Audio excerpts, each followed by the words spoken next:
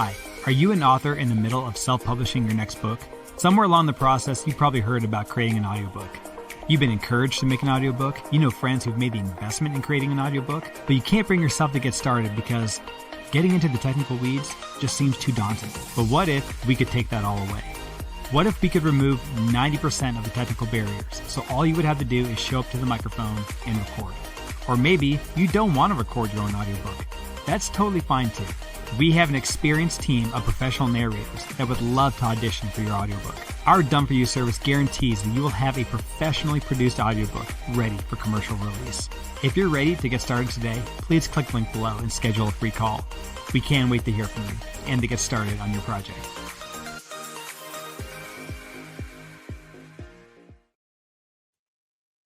Hello! Welcome into another episode of Shine with Curiosity and Encouragement podcast. I am Stephen Urias, author of Pet Series Books. With me, as always, is my best friend, my publisher, Susan Gabriel. Susan! How are you doing? Hey, good. It's going great. Hey, you never tell people about my best-selling book. Oh, well, tell us about your best-selling book. Come on, get out there. I'm just teasing you. Yes, I know you do. But No, don't tease. Come on. Come on. Bestseller of? Come on, get out there, Susan. yeah, the book Yes. called do you remember the name of it? Wheels of Injustice. Justice. Wheels of Injustice, right, yeah. And the subtitle, Saving My Child from the Child Savers. Exactly. There we go. See, there we got the plug in. Yeah, I got Happy my plug. Sunday, everybody. Happy Sunday. It is hot today. Wow. Summertime is really starting to boil over here. Woo! Yeah, it's hot here too. Of course, it's Texas, you know. Florida, as I tell all my friends back in Colorado, I'm in a toxic relationship with air conditioning right now. We're completely codependent, and I can't live without her because, you know, she's that important. Yep. I hear you. As always out there, we are sponsored by Soul Sunshine. If you are inspiring, is that right? Inspiring author, and you want to get published? Yeah. Aspiring, yes. Aspiring, whatever. Yeah. If you're an aspiring author and you want to be published, check us out at soulsunshine.com. We can help you out from inspiration all the way through to publishing, and we'd love to publish your book. With us today, we have a very special guest.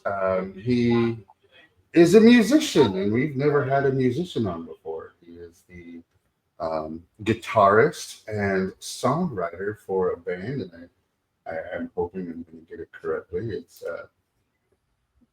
Inomia. I think I said that one right. So without further ado, let's bring you to the stage, Chris. Chris, how's it going, buddy? Hey. Happy Sunday, 6 p.m. on my time, Eastern Standard Time. Susan, pleasure to meet you. Yeah, it's nice to meet you too. It's only 5 p.m. here, but that's okay. Look at that background, man. There's just a whole bunch of fantastic stuff going on back there. Very musical. Yes. Just chaos. And Chris, would you pronounce your band's name for everyone so everyone gets it straight from your mouth? So the band that I co-write and produce, and we haven't really performed yet, but the band that we've done 2 records with and co-write and produce is called Inomia. That's how we pronounce it. Yeah. It's almost like pneumonia, but Inomia. That's how I remember it. That's a good way to remember it.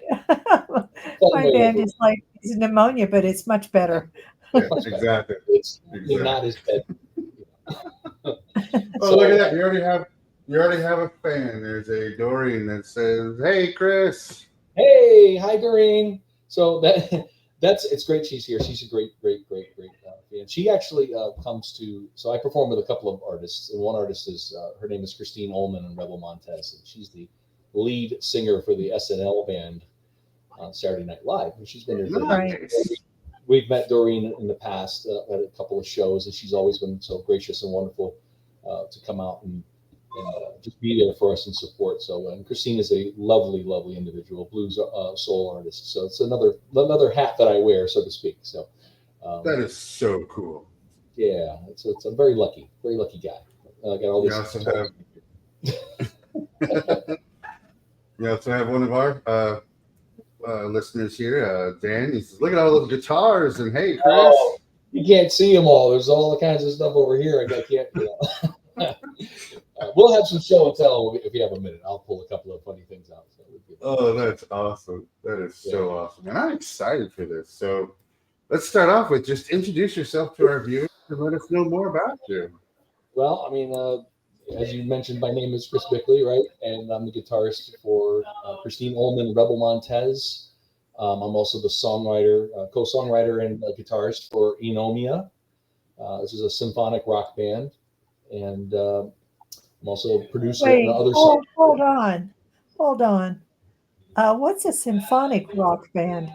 So basically, we try to incorporate the way they categorize it is it's melodic rock, but it has elements of like keyboards that sound like a symphony at times. You know, there's certain types of like deep grand piano and strings, and that incorporates these counter melody type positions for that instrument to go against the guitar. So the guitar kind of supports those melodies in addition to the vocals that are happening. You know, and we try to make it a little accessible. That sounds really intriguing. Yeah. So what makes Inomia different than a lot of some of the other bands? Only because of my perspective and the guys that are involved, and they're all A-list players, by the way, and we can go through that if you want. But they believe the same thing that I do. Like, we don't want it to be too computerized, so we try to keep things a little more vintage in some ways. So it does have an actual vibe to it. Not everything is perfect. I don't want it to be perfect. I want people to know that we're human, and we're putting some feel and emotion into some of the stuff. So that's what makes us a little different. That's our approach. It's kind of a less European approach and more American approach. So, so that's Inomia in a nutshell. And we talked about Christine being a blues and soul artist. She's a wonderful, wonderful songwriter. And then I do a plethora of like studio work here at I call it Studio C. And what on right now is called Star Child for a guy out of Italy. His name is Ciro. That's what we call him, and he's got a really good project. I'll watch you for a second. And I'm also a solo artist, so I write a lot of instrumental material, and I collaborate with other songwriters too sometimes. So it's not just all about me. I like working with other people. It makes it more fun, and you get to create unique types of experiences for everyone, including myself, obviously. So, can you to get the opportunity to work with? Yeah, can you tell? Well, I'm the one that's curious, but I bet everybody else is too. How do you go about writing a song? What do you start with? How do you get your ideas? Do you start with word? Do you start with melody? What do you do? So it depends on the situation. So like with Inomia, sometimes it's about a mood. So like if I come up, I might be plucking around on the guitar or coming up with some kind of lick or something, and all of a sudden I just start hearing something. I'll start playing a little part, and it kind of grows from there. It really does. It's like I might be playing a couple of chords, and all of a sudden I'm hearing a melody, and then I have to record that and come back to it because otherwise I'm going to forget it. And then I kind of dissect what it is, and I slowly start building from there. Sometimes that's how it works. Other times I start out with, we come up with like a song title, believe it or not. And that's like inspiring enough to create a whole music palette to work with also. On our second record, Sea of Tears, actually Sea of Tears itself started out as a song title only, along with Mask of Vengeance. Those two songs were song titles, and they just grew into a song lyrically. We started just kind of putting things together, and then I started envisioning what that song would sound like, and I started coming up with parts that way. So it kind of works both ways. Sometimes it's just a melody too. Sometimes you're humming a part, and then you're like, wow, that's really cool. Let me see if then you try to play it, and then you're like, well, you don't always hum everything you play. So So then you try to piece it together that way. And I do have to record these parts, because if I don't, I will forget. There's just too many things going on, too many projects, too many records, too many parts, too many types of. So when you play lots of different kind of styles, you end up, things will get convoluted and lost quickly. So you have to be very careful with that. But that's kind of how I start with it. And I work with a drum machine in the beginning, so everything has got the same drum beat over and over again. And it's very monotonous, but we get the parts down. We try to figure out how the changes are going to go. And then if the drummer's not local and we have to through the internet, and we'll share files, then that's a phone conversation. We have to spend a couple hours on the phone going over with the parts and like, okay, this is what's going to happen here. This is how many this is going to happen here. We need to accent this part. And then once we get the drums, we start assembling from there. We redo guitars, we get keyboards, bass, finally the vocals, and then all the candy stuff goes on after, the lead guitar and all the little add-ons and stuff like that, which it can be very time consuming. But it sounds very complicated. Yeah, that band is very complicated in that way, because that's how those types of songs are structured that way. They have to be that way. The parts are, we're talking about in a studio, a situation could be 60 tracks, 70 tracks. Like literally 30 of them could be vocals alone. There could be that many vocal tracks, and it's throughout the whole song. Yeah, it lots of harmonies, beautiful melodies, counter melodies, stuff like that. So, and the guitars too. The guitars are going to have at least 8 rhythm guitars plus all these overdubs. So it's a lot. When you're doing stuff, if we were working with more of a bluesier thing, something that's a little more organic, stripped down, you're talking about like a left and right guitar, a bass, a drum kit, and then your vocals and your overdubs there. So it ends up being a little more live sounding, and it's a little more natural and a little less organized and in that way. It's organized in the sense that you rehearse it and then you go in and play it after it's written, as opposed to trying to assemble it piece by piece after you've written parts. It's a little different. You sit in a room, you hash it out with the guys and then or the ladies or whomever, and then you try to get the parts down. So. It sounds like fun. It can be. It can be frustrating too. I can imagine. It's part, so yeah, it can bash your head up against the wall a few times, and then you come back to it maybe a week later, and you're good. Really quick, I want to give a shout out, Serenity. Thanks for bringing Chris and I together here on this, so we can bring him onto the show.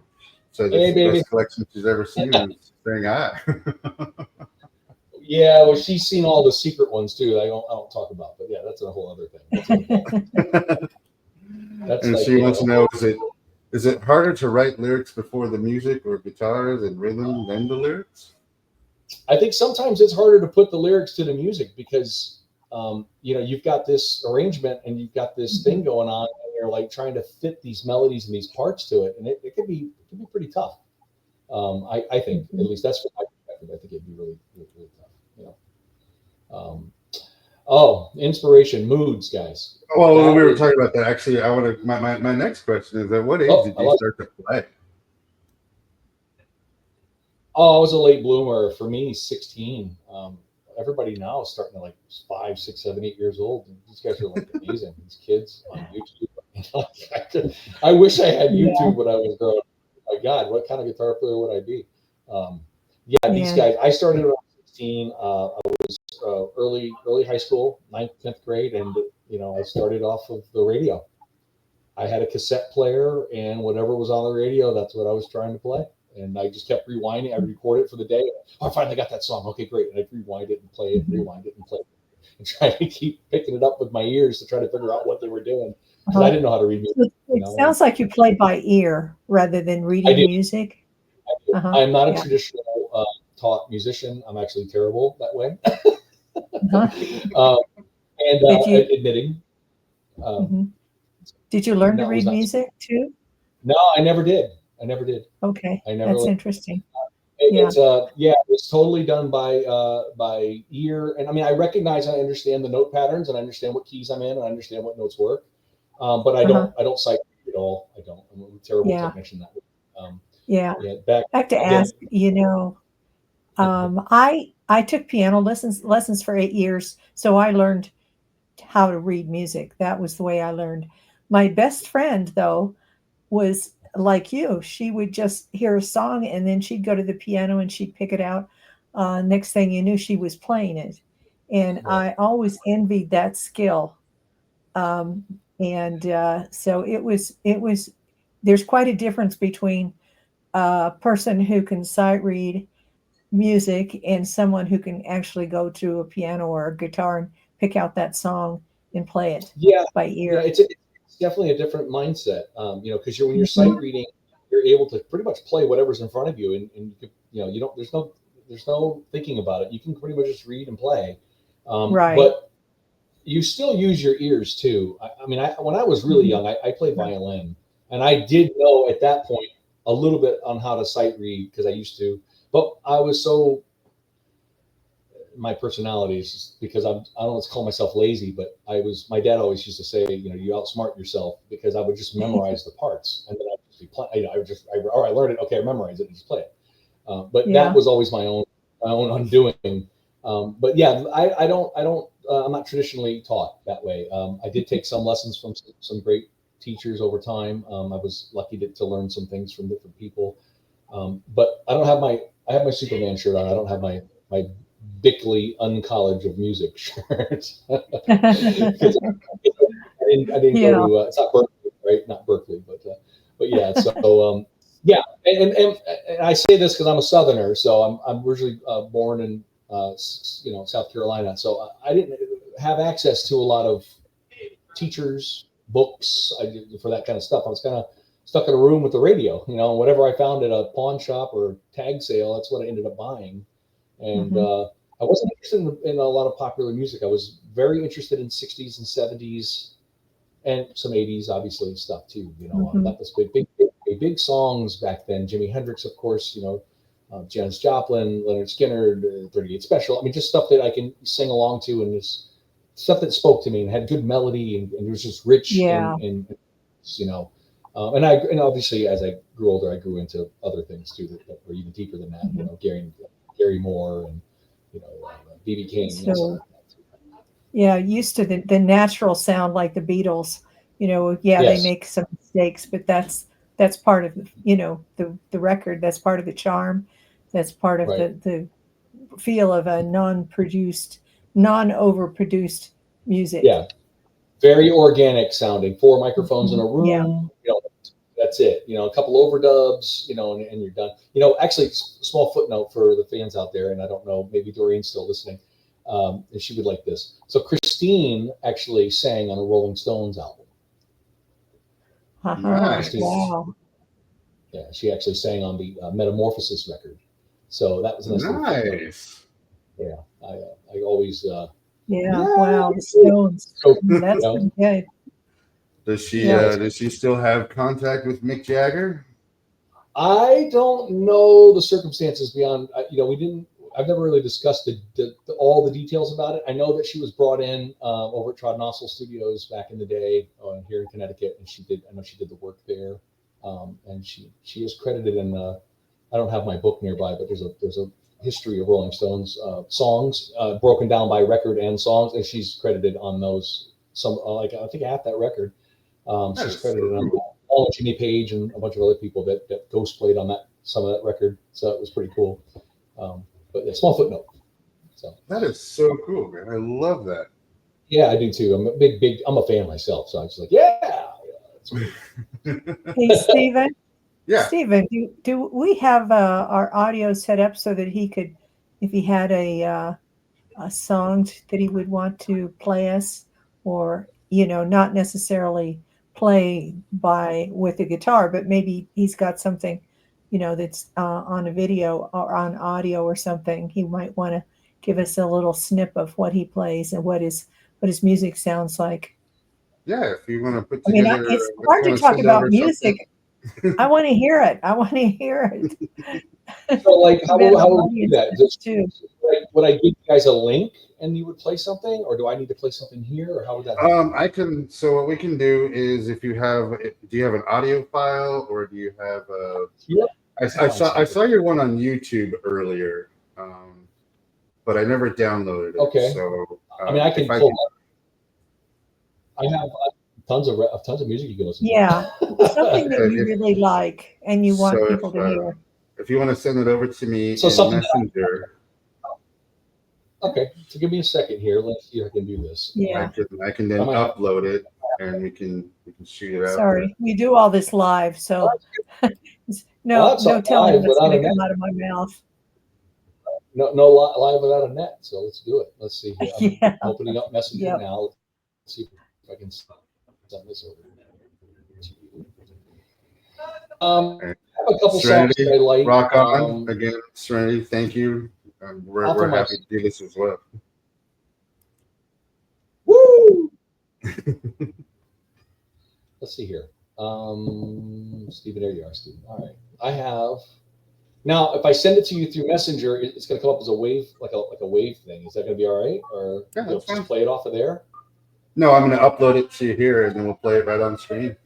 Here, I'll send you what I'm talking about because I've done this before. So, all right, let's see what we got. Well, let's see what you got. See if you can play this. This is one of my favorite songs off my second solo record that I made. It's an instrumental track, so. Got it. I could send you more. Obviously, there's tons of songs, so there's no shortage of music here. Promise you. That might not play though. That's not an MP3. Hold on a second. That might not work. Let's see here. Let me get my Southerns out. Here we go. Try this one. That seems to be a little big.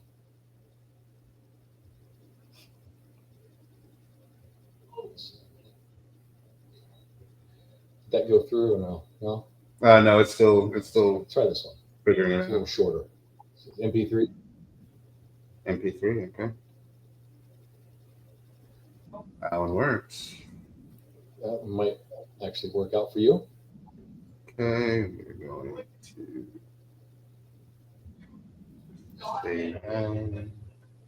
All right, and then I'll pick out another song just so you know whatever.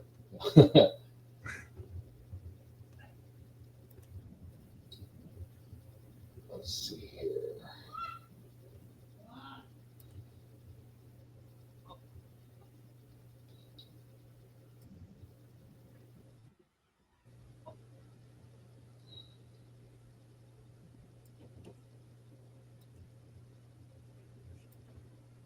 See, this is we go live here. Anything can happen. All right, now I'm back.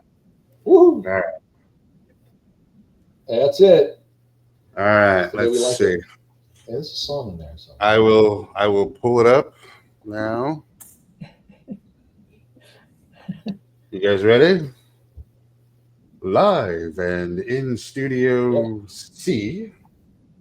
Let's listen.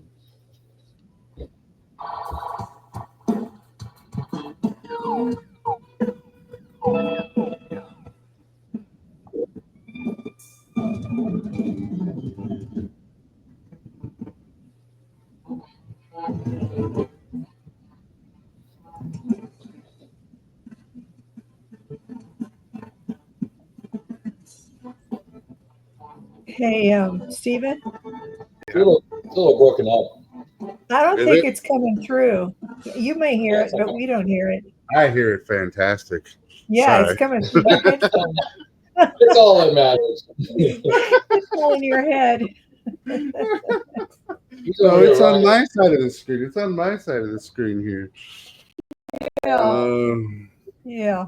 Yeah, I'll work on. I'll tell you what. If we can't get it on the, I'll put it on the page, and anybody who wants to listen to it can listen to it. But yeah, you know what? Since if you're going to do that, I'll send you a couple things you can post on the page. How's that? Awesome. Let's see here. Yeah. Cool.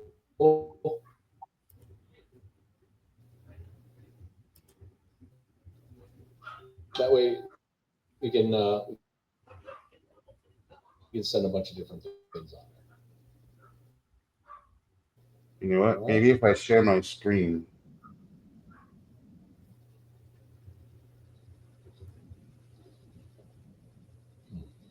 It's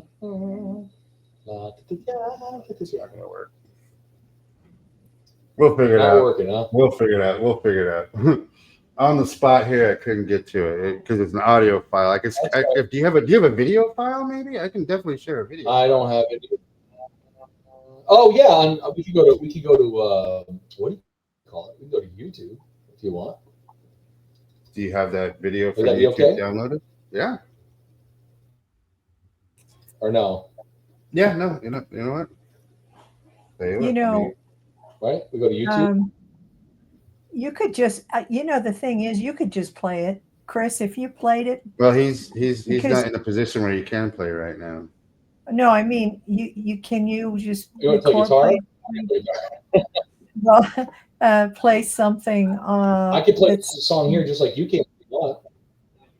Yeah, because we just need to hear it from the room. If you're just using a mic and not headphones. I have a mic on my. Yeah. Yeah, let's see if I can do it here. Let me try. How's that? Yeah. All right, let's go back to what we were talking about then. All right, I'll play Shovelhead here, and then you guys tell me stop when you're done.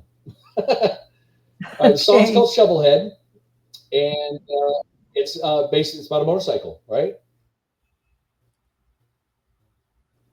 So that's what a shovelhead is, a motorcycle. Oh, okay. I was going to ask where that name came from. And waiting on.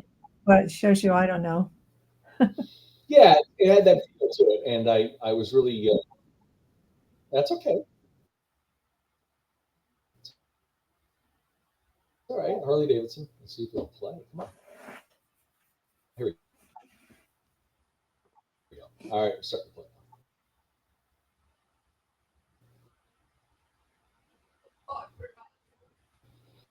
You hear that?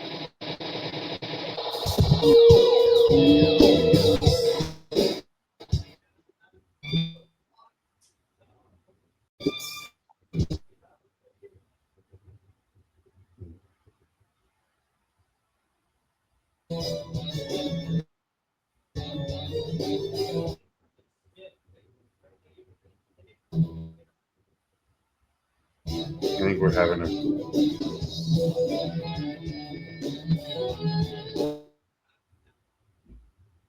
Kind of a lot of it.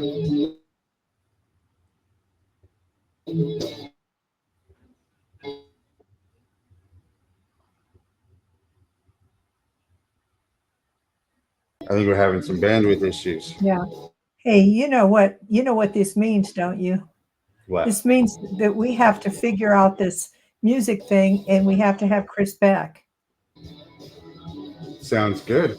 He's got some news at the end of the podcast that is really cool. Oh no. Yeah.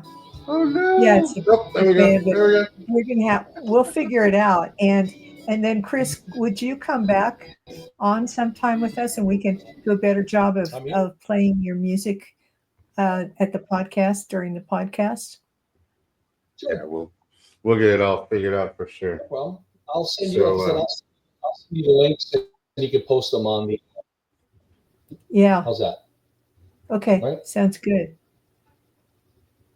Yeah, I'll send you the links. You can post them up. Sounds perfect.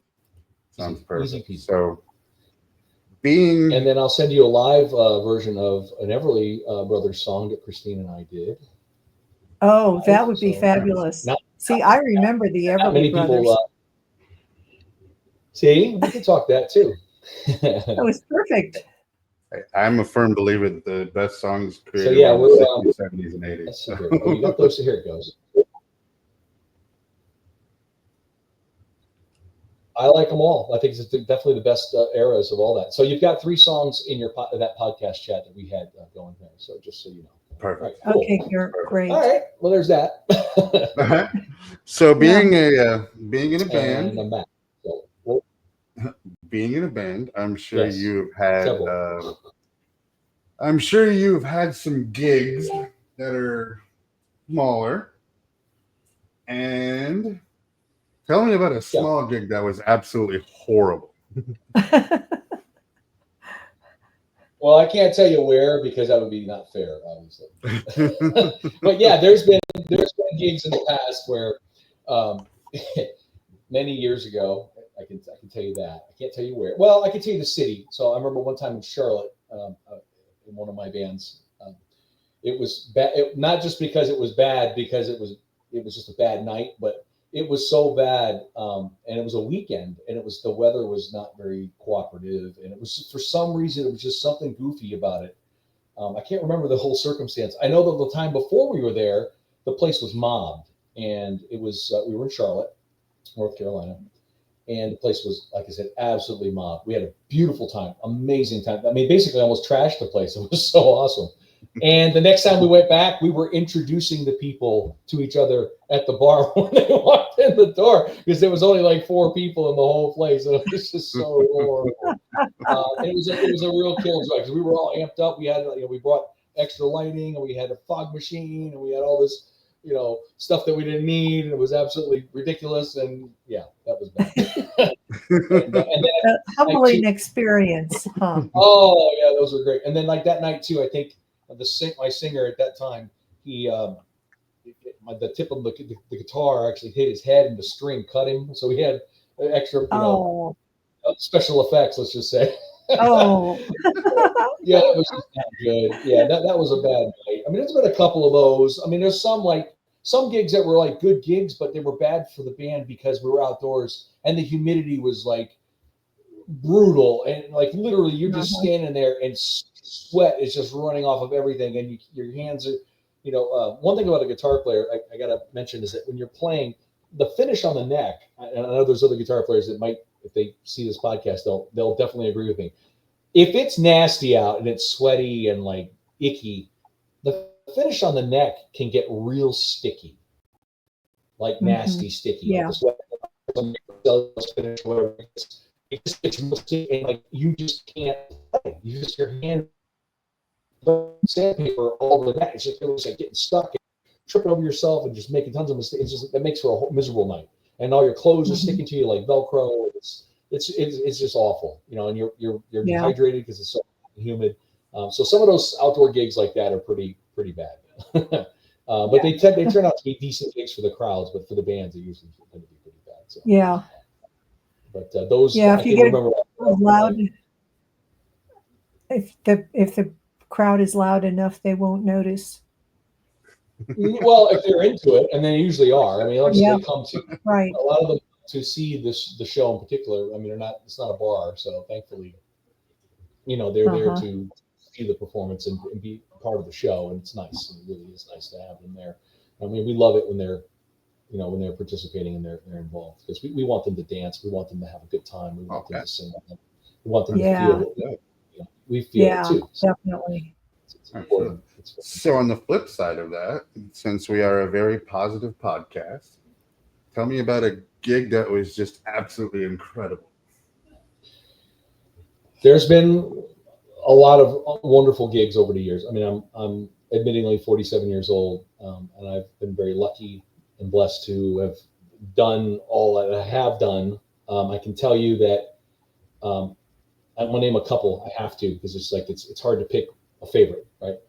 So I remember one night, an artist that I performed with, who was one of my best friends. Her name is Terri Lane. She's an amazing singer.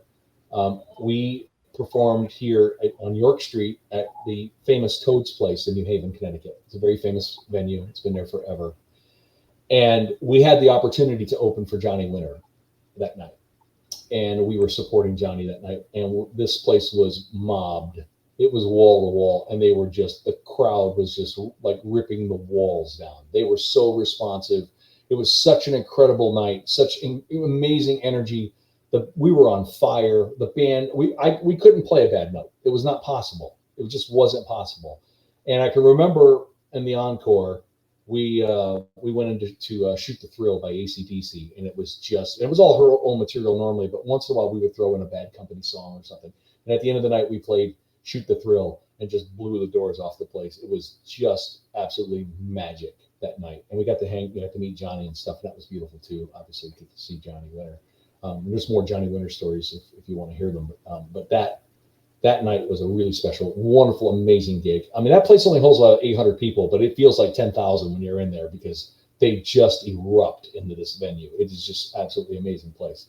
So that's one great venue and one night. I can tell you that I've done the Rochester Jazz Festival with Christine Ullman and Rebel Montez, and we've done it a couple times when they had it pre-COVID.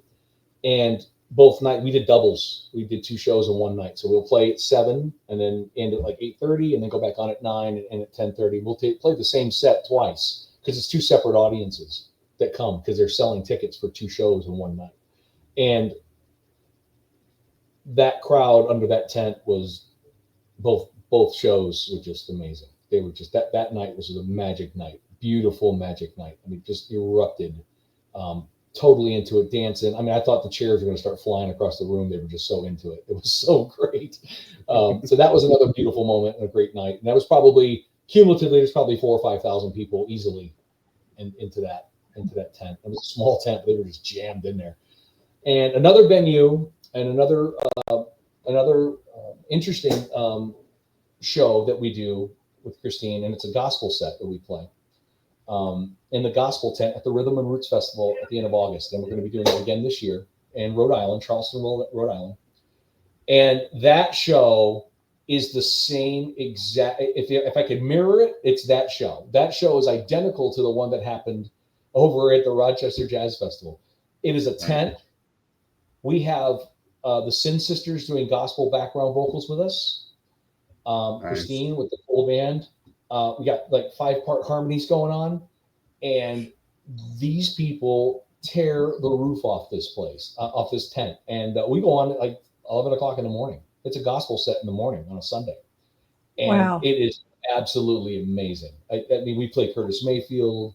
We're playing, some Hank Williams Sr. We're playing a lot of different stuff that morning, and we're just annihilated.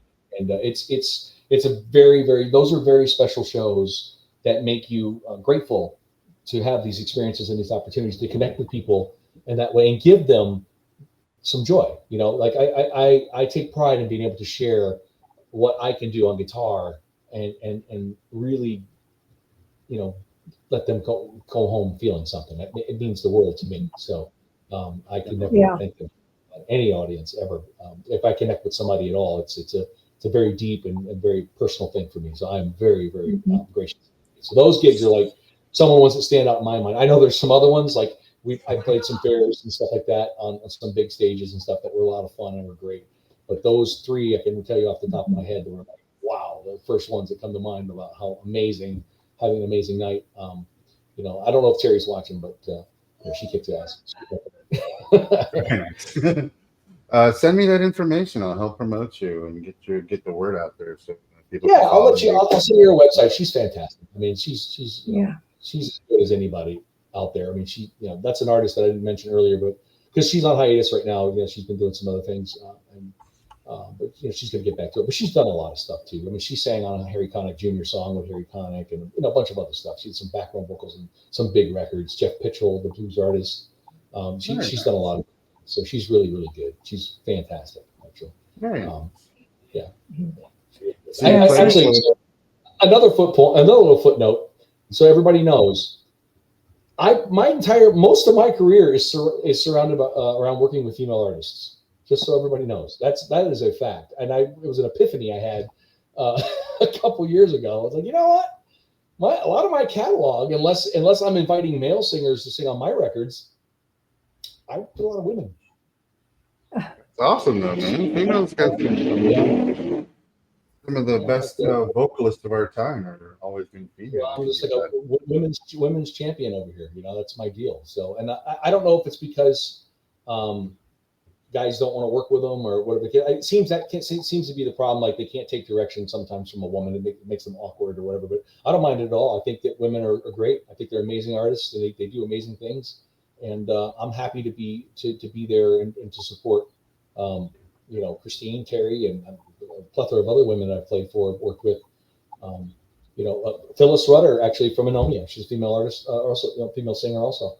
I've got other artists that are friends of mine that are great too. Veronica Freeman, I can mention some other ones. But yeah, I mean, I think it's a blessing and an honor to work with such talented female artists. So for me, I love it. So go girl power.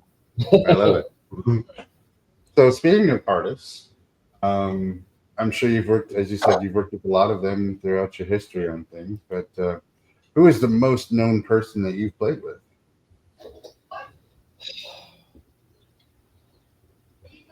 Well, I don't know. Recorded with or live or studio only, like maybe in the same room in the studio. Like there's a couple different scenarios. Whatever one you want to share. I was lucky enough to record with Chris Slade from AC/DC. That was nice. Of course, Christine is no slouch. She's got a huge resume. You know, like I said, SNL for 35 years. I mean, there's no joke with Christine Holman. Liberty DeVito. I've been lucky enough to perform with Liberty DeVito from Billy Joel's band. Yes. Which I love. He's such a great guy. And, you know, I was very lucky that they asked me to sit in on a couple of things. Trying to think who else. Off the top of my head, and recording wise, I've worked with some metal guys, some really cool metal guys, and some other bluesier guys too. I feel like I'm name dropping, so that's awesome. So Michael Vescera. So I work with Mike Vescera. He's on the second Anomia record, and he's also on my solo record. He sang for Yngwie Malmsteen and Loudness. He's a metal guy. Kelly Keeling, who was in a band called Baton Rouge in the 80s, early 90s. Melodic rock singer, excellent drummer, excellent talent. Let's see, Jimmy Kunes, another great talent that I worked with. He's also well known. He played in a band you might have heard of him called Savoy Brown, and he was also in a band called Cactus, which is that predates Vanilla Fudge. So he tours with them too. So I mean, there's some people, you know, that I've been very lucky to work with. Those are some of the names that. Some of the names that I've worked with. There's some. I know I'm forgetting somebody, a couple of different people, I'm sure. But yeah, those are standouts off the top of my head. Those are some guys. Yeah. Greg Chasen from Badlands, a hero of mine, a great bass player. Trying to think of who else. There's been some sessions and stuff with some different people. Mike LaPond. Can't think right now because I would put me on the spot on that one. those are great. Those are great. That is awesome. I'm not wrapping my head around that. Steve Johnstad, another guy who wrote a lot of songs for some bands like House of Lords, and he had a band called Mayday. So yeah, there's some. These are all. I mean, they all had record deals at one point. You know, back in the day. So, but yeah, those are the ones I can think of off the top of my head. So then, if you could play with someone. Alive or in history, if you could play with anyone, who would you want to play with?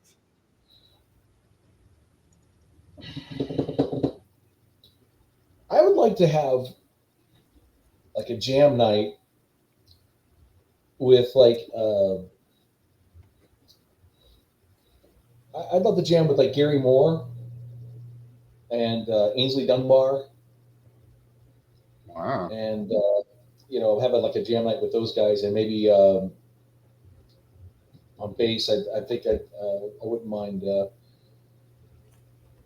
See, I like Greg, so I would ask for Greg to be on bass, Greg Chasen, and I would also ask for another guitar player. I would like to have Jakey Lee there because he's one of my favorite guitar players. I think he's just a phenomenal musician, and he's just an amazing, underrated, understated guitar player, just absolutely fabulous. So that would be like a fun band for me. Ainsley Dunbar is a great drummer. Neil Murray on bass too would be okay from Whitesnake. That would be good. Yeah, I would like that. And if I had to have a singer, I would pick David Coverdale because I love David Coverdale. I'm a big Whitesnake fan, so I love him. He's one. Him and like Paul Rodgers are like it for me. I mean, as far as singers, maybe Steve Marriott also on that list. You know, from Humble Pie. You know, those guys are just tremendous. You know, vocalists. Very nice. They're my favorite. I like those bluesy, raspy singers. I just love them. So. Now I know amongst guitar players, there's this whole big thing about what guitar you play and what year it came from, and who makes it, and season 1, season 2, whatever it is. But what brand of guitar do you play? Brand new guitar? No, what brand of guitar? Oh, what brand guitar? Oh, well, in the room, there's probably every brand there ever was. and then some. Like there's parts guitars, like behind me, the two back there on the amps back there. Those are parts guitars. I built those, assembled them out of parts. On the chair, there's a Levison blade, and then right behind it, right there, that's a PRS, and there's a Gibson, that's a Fender acoustic, and then there's this red and white guitars, custom made guitars, made by a guy who passed away a few years ago. So there's really no like brand in particular, because unfortunately, I have to cover a lot of different. Types of music, right? I mean, I'm playing blues, I'm playing soul, I'm playing rock, I'm playing little R&B, I'm playing hard rock and blues rock, and then metal. So I got to have a little bit of everything, and these are tools to my trade, and I have to have. I just do. And sometimes you have to have multiples of everything, different tunings, live. You know, you got to have a backup. So like you end up, before you know it, you end up like 50 guitars, and you didn't even know it. You know, and you're like, oh, I forgot I even had that thing. You know, tripping over cases and stuff. So if I had my pick, I mean, my favorite guitar that I like to use a lot of the time is it's right here, and you can't see it, but I could probably pull it out of the pile. It's a Telecaster that was built for me by this guy named Mark Stolson. He's a really, really great guy, great friend of mine. And we built it to look like it was from, 1949. It looks it, and it's great. It does a lot, but it can't do everything, unfortunately. So, but that's like one of my favorite guitars to play because it's reliable. It doesn't go out of tune. It sounds good. It holds well. I have a couple of Gibson Les Pauls that I like.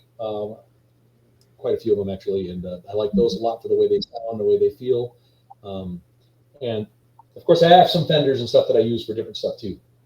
But the company that I've been like kind of riding with a little bit lately has been Dean. Dean Guitars have been making some beautiful instruments lately, and I have a Telecaster that I've been using that they made in their custom shop, and I have a Stratocaster here that I'm going to be reintroducing into the set because I stopped using it for a while. That they built for me. They're not known for making traditional guitars, but they can make just as good a guitar as anybody. And I've forgotten how much I like those two guitars, so I'm going to be bringing those two back into the set, into the fold, along with this other Tele. In fact, I'm going to pull it out here for a second so you can see it. So see that. Oh, that's nice. Yeah, and it's very reliable. It's a great guitar. And so how do you make a guitar? I mean, do you get all the different parts and put them together, or do you start with a tree and an axe? So it starts out with that guitar in particular started out as a piece of. You're gonna laugh, but this is a true story. Mark and I were talking about making it out of pine because the original Telecasters, the prototypes were made out of pine. They didn't use pine because it was too soft. Not that it didn't sound good, it was just too soft that it didn't take hits very well. So if you hit it, it dented really easily. So they switched over to Northern Ash and Alder. But anyway, that piece of wood came from Canada, from a barn that was torn down like back in 1960. And it was a really wide piece of wood that was a piece of pine. It was part of the floor. And we dried it out, and we cut the body out of it, and that's what we did. I mean, he made the neck, put it all together. But that was a piece of wood that was out of a barn, and that wood was probably, it's old growth wood, so it's probably 200 years old, I'm sure, because the tree was probably 200 years old. It had to be huge in order for the board wide. So it was the funniest thing about it is that it smelled like hay and like cornmeal and chicken. Like a barn smell, like on the inside. Yeah, that's funny. Always laugh. That smells like chickens. But yeah, he put a very thin coat on it. I didn't want a lot of finish on it. I wanted it to breathe. I wanted it to be, because you could put a lot of finish on it, but I didn't want to protect it. I wanted it to be beat up and worn. That's what we did. So and I selected all the hardware. We figured out what we were going to use, and we selected the hardware and put it all together. And then I had that pickup wound for me from a guy in Denmark. His name is Bob Gabriel, and he makes custom pickups, and he made that special for that guitar. So it was that's really beautiful. It's nice. It's very nice. Yeah. Yeah. And, you could get a job as a guitar builder.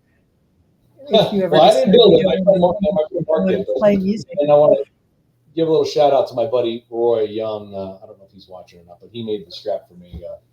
for this guitar. Nice. Nice little cowboy strap. I just always thought it was the coolest thing. That is beautiful. The belt and everything. Yeah, he handmade that for me. He was my dad's friend. Jamie Jane says it's also a beautiful guitar, reminding me of her dad, of my dad. Yeah. Hi, Jane. Oh, yeah. Her dad And played Trinity guitar. said, you forgot about Neil Peart. I like Neil Peart, but you'll believe it or not, for me, he's not where it's at for a drummer, though. I like his lyrics. He's a great lyricist. But I never was big on the Neil Peart. He's great. I'm not knocking him at all. He's amazing. But when I want to jam, it's not the kind of jam I want to jam to. Like, I like a guy who's like nasty and just kind of, digging in on the floor kind of thing. I just like that raw animal, Felix Cavalier and Ainsley Dunbar, like I mentioned earlier, Tommy Aldridge. I just like that big, that big bottom, John Bottom, that kind of nasty drum sound that's just really raw and just real. I like that. Neil Peart's very perfect. He's precise. He's amazing. He does awesome grooves. Just not what I would want to jam with in an all-star jam thing. Mm-hmm. I mean, don't get me wrong. If he was alive and he asked me to play with him, I'd be right there. No problem. I wouldn't turn it down for the world. Like, yeah, right. Let's go. Tom Sawyer, let's do it. I don't know how to play it, but we'll do it. I was always really impressed with Liberty DeVito. I love Billy Joel. Liberty DeVito is amazing. Listen, well, let me tell you. So I have a picture. I should find it so you guys can show it somewhere. I have a picture of him and I with the WWE Championship belt. Nice. Wow. That's cool. He is. I'm going to share it with you. He is amazing. He is an amazing drummer. Nobody knows. Well, maybe they do, but until you get up there and play with him, you don't know how great he is. He is phenomenal. That guy's got a groove and a half. He's fantastic. Mm-hmm. Great drummer. Another good drummer I played with too, Bobby Torello. Another amazing drummer. He was Johnny's drummer for a while, and I toured with him in Thunderhead. That's another story. But yeah, Liberty's amazing. Freaking amazing. We're gonna have to get you back on just to hear more stories, man. Just sit around the campfire. And... Too many stories. I love it, though. I absolutely love it. So too many. Let me see if I can find this picture. I'll send it over today. Being this inspiration for people, and the people out there, maybe they're learning to play the guitar. Maybe they're just trying to figure out life. What's the best advice that you can give, either in life or about playing guitar? Well, for playing guitar, I am going to answer that question because people get frustrated very easily, and they say like 9 out of 10 people quit when they start because they just can't handle. It's like it becomes like all this pressure and everything. So you have to remember that yes, learning guitar is two things. It's you connecting to an instrument. So you're basically giving your voice through music, right? You're basically putting feelings out through an electronic or acoustic device. And you have to remember that you are emotionally connected to that. And it takes time to build that relationship. Your hands have to, be able to, be coordinated, and you can't get frustrated with it. You have to let it breathe, let it feel, and be patient with yourself. And it will come.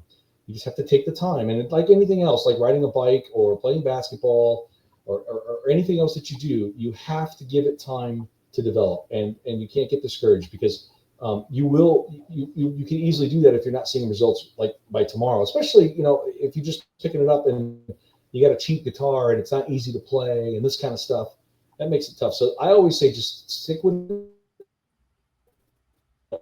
it. Don't get frustrated. And if you need a hand, it's always good to go to a good teacher because I tell you, I didn't have a teacher, and obviously I'm just too dumb to know when to quit. But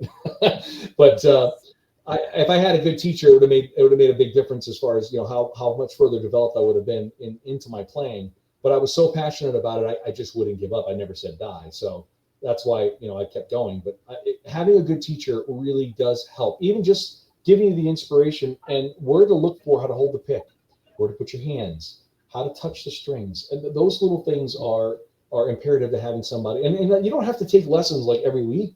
It's very helpful that you do, and it's good that you work at it every week with a teacher, but you don't have to. If you can, like I said, just kind of chip away at it and and work with it and take what they give you and really focus on that. And in a little at a time, you will see results and you will get there. It's just like no different than the piano or anything else like that. I mean, I definitely, I started teaching myself how to play a little bit of piano. I'm not great at it right now. I wouldn't profess to play anything for anybody right now, but I chip away at it. And, a lot of people find YouTube is very helpful too for that. But I think that, it's great that you want, that if you want to play guitar, you should definitely just take your time and don't, it's not a race. It's not a competition. You're only in it with yourself. And all you have to do is just kind of give yourself some room to breathe and you can do it. And it's no problem at all. As far as life goes, we all know we all have our ups and downs. I mean, I've had my share over the years. I can tell you that.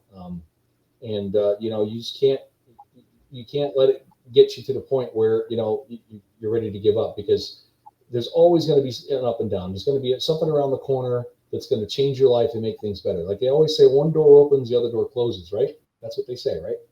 I mean, I love a quote that I just had not an epiphany, but I heard the other day, and I didn't even realize that it came from where it came from.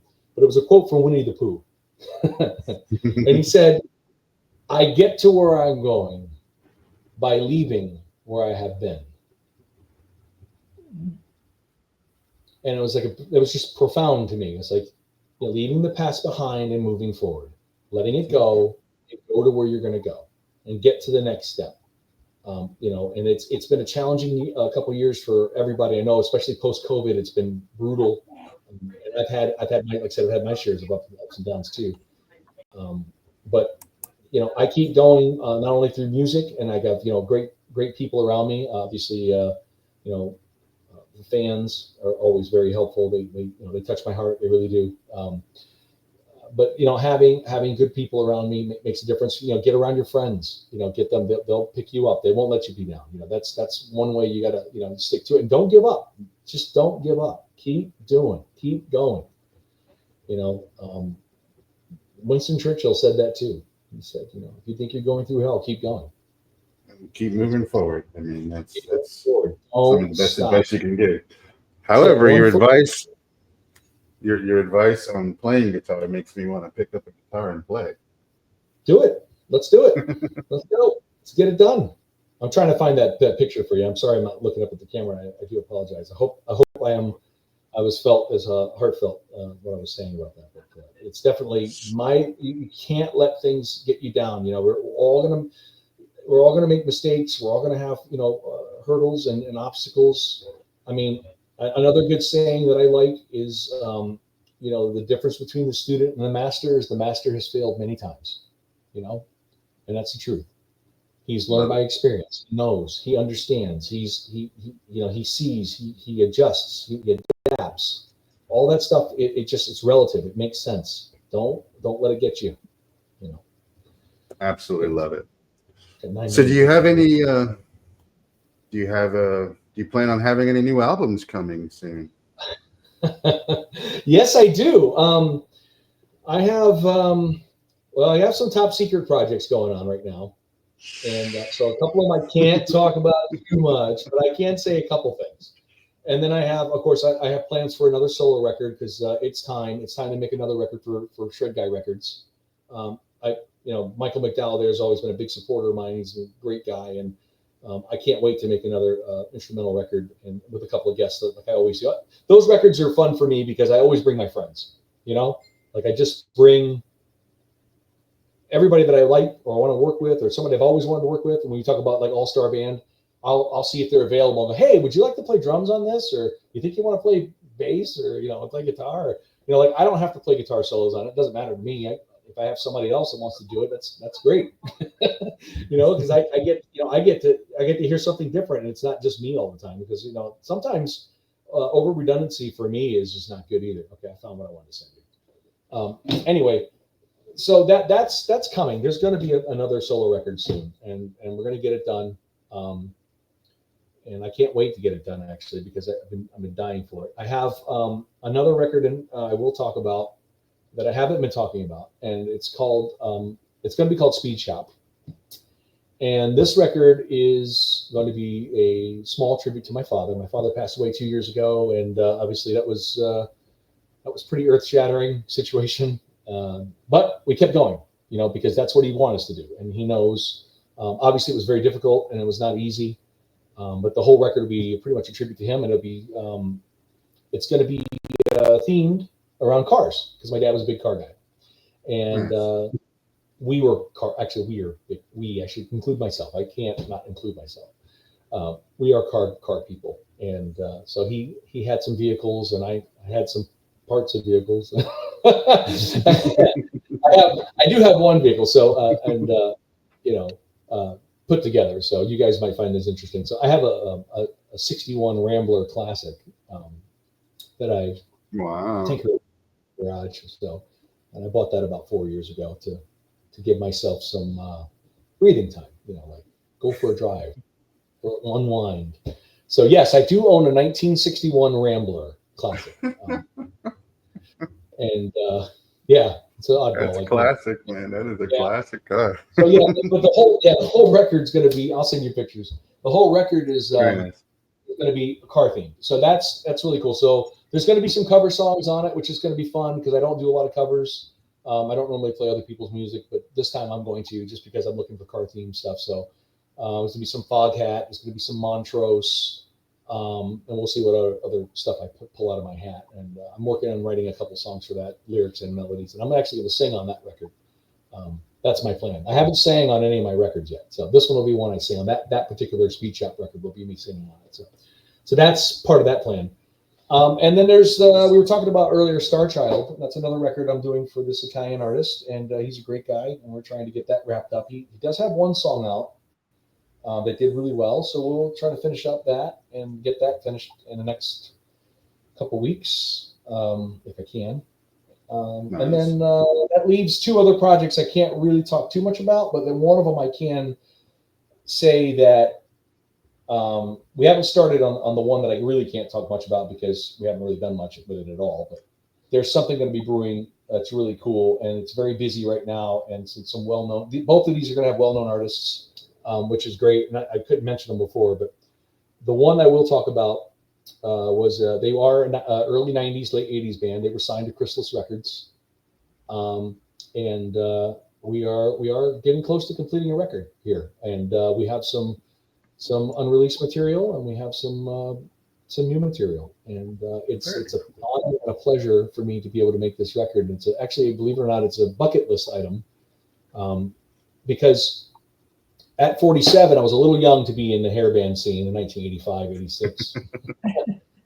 I don't think I was quite old enough to play in those bands. So, so this band is definitely of that genre, and it's like I said, it's going to be an honor for me to be able to perform this type of material, because I've always wanted to do it, and I've got a bunch of great guys I'm working with, original members, and they are elated to be coming back to the music scene after a 30-year hiatus, and they did have some MTV videos and all that stuff, and they shall remain nameless at the moment. But we are almost done. We are mixing, and we are getting like final touches on stuff like the tambourines and things like little things like that. But for the most part, it's finished, and I'm really proud and very excited for this record.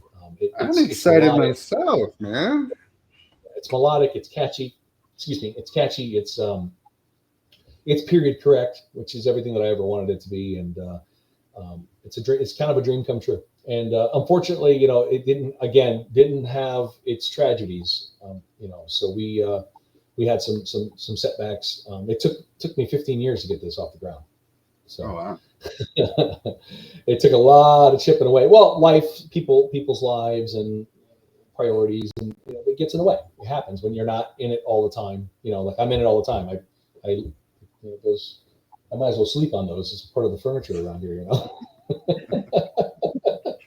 Well, that is incredibly exciting. Those are the three things I'm working on, and then Christina's going to make another record. I don't know exactly how quickly it's coming down the pipeline, but she is going to make another record, and we've discussed my role in that, and that will probably happen soon too. She is writing new material, which is great. So I'm excited for that, and she's got she's got some special people that'll be performing on that at some point. And I know she mentioned Roseanne Cash at some point, so we'll see how that goes. So well, Christine, if you are out there, friend me on Facebook, and we'll get you on, and maybe we can get you guys on the podcast together when the album releases, and have a little jam session, and just promote you guys up there and have some fun.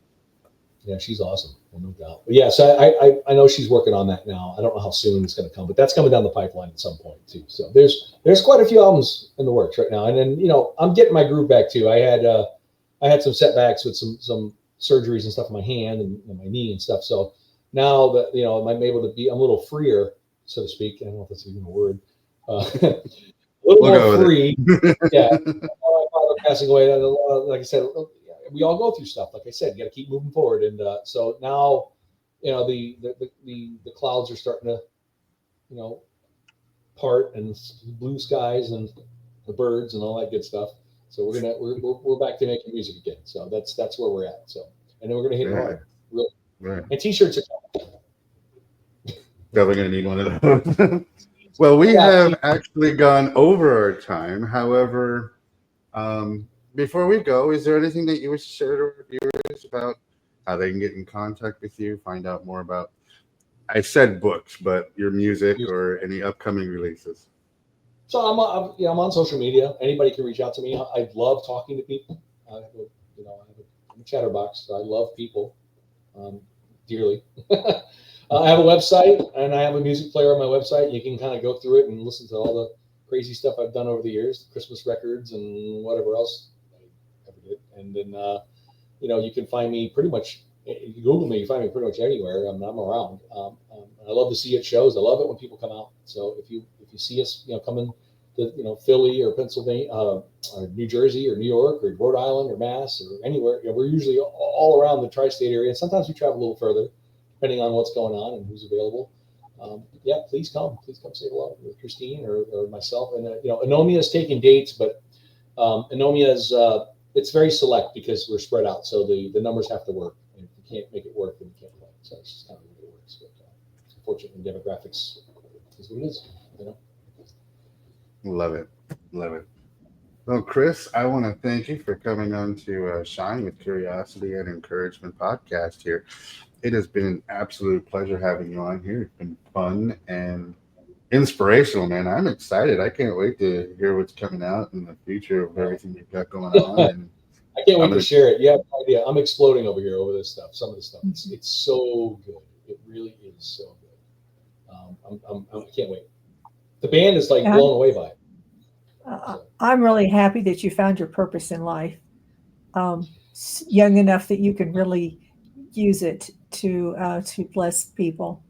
And I know that's one of the things that's near and dear to your heart is to uplift people. So I think that's great.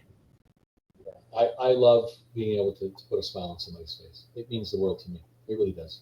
I mean, if there are people that know me for real, and that's not a joke. That's the real deal. It does mean all the world to me to be able to put smiles on people's faces and make them happy. I love that. So it's self-gratification for sure, definitely, 100%. Absolutely love it. Well, hang out in our lobby for a few minutes, and we'll wrap up the show, and we'll talk for a few minutes after. Cool. Take care, guys. Thank you very much for everything. I didn't get these books. So much. Where are these books? I'll tell you about it. We've got a bunch of them. We've done a bunch of bestsellers and bestsellers over here. I'm over here talking to some royalty here. We're authors here. Speaking of bestsellers, see, you just jogged my memory. Brian McKnight. Wow. McKnight. Very nice. I forgot about that. Thanks for reminding me. See, royalty. You might see royalty. All right. Anyway, enough about me. I want a copy of those books. I want to see what kind of books you guys are. Check those out. Yeah. Well, I'll definitely. We'll talk after, but chill out in the lobby for a few moments. We'll wrap up the show, and I'll get to you here in just a moment. Yeah. Thank you so much. Thanks, Chris. Wow. That was fun. Yeah. Yeah, that was fun. Serenity, you still out there, huh?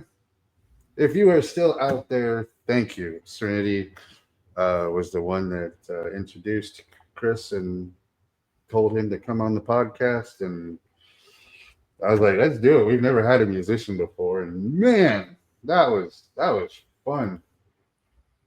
Yep. That was very. We do have an author that we will be having on not before too long, who's also a musician. And I was sitting here thinking, might be interesting to get those two acquainted with each other just to see. I don't know. Might be an interesting meetup. Thank you, Shannon. I agree. We need to bring some more people of that nature: singers, songwriters, musicians, people bringing creativity stuff into the world, because the creativity definitely fits with. I mean, in this world, in this time, in this age, people need that inspiration. People need that feeling of hope, that feeling of brighter tomorrows, that feeling of everything's going to be okay. And I think the creative arts is where we're going to really showcase that. That brings hope. So we'll do that.